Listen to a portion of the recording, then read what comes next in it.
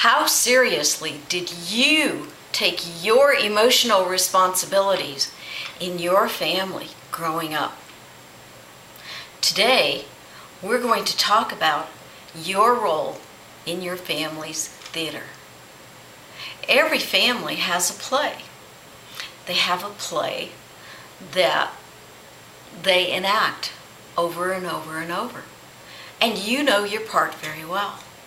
But before we get into that, let me tell you about the play that goes on in our house every day. I have 2 cats, and their play is very predictable. Now, Mr. T is our older cat, and he was named after Mr. T from the A-Team. That's because he acts tough on the outside, but he's a real pussy cat on the inside. And whenever he wants attention or to be groomed, he lets Frosty, our younger cat, know that it's his job to groom him. And there's very specific moves that he follows and very specific ways that they talk to each other. And they have this play go on almost every day. Now, Mr. T also has a role that he plays with our dog Sasha. Now, with Sasha, he doesn't like her very much. So what he does is whenever he comes in the room and Sasha spots him, she likes to chase him. And of course, what does Mr. T do? He runs the other way. And Sasha feels very self-satisfied with her role. Now, Sasha also has a role with Frosty. Every evening before dinner and sometimes even after dinner, Frosty will chase Sasha, grab her lead, and they wrestle on the floor together.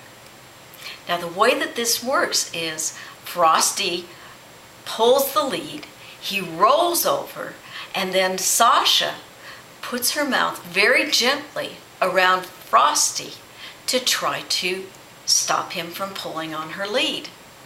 And of course, Frosty then starts talking and meowing at Sasha like, "Leave me alone," but doesn't really try to get away until he's had enough. And we watch this play every evening at dinner time. Just like our critters have predictable roles in the play of Critter Haven in our house, you probably have a pretty predictable role that you played in your family growing up. And that role was to take care of some emotional responsibility in the family. In today's lesson, you'll learn a little bit more about those roles. And then when you get to your focus point, you'll have an opportunity to identify your role and how you played that out in your family growing up. And just like in previous days' lessons, you'll also have an opportunity to decide if you want to still be that predictable person playing that role, or if you want to be a different person. If you want to be more flexible in your roles and move in and do different things in your family based on the situation that's going on. So take some time, discover what your role was, and discover exactly how your family play went. And when you get that all figured out, send me an email at drdeborah@houseofpeacepubs.com so I know you understand how to do your family role and how you want to change it. And tomorrow,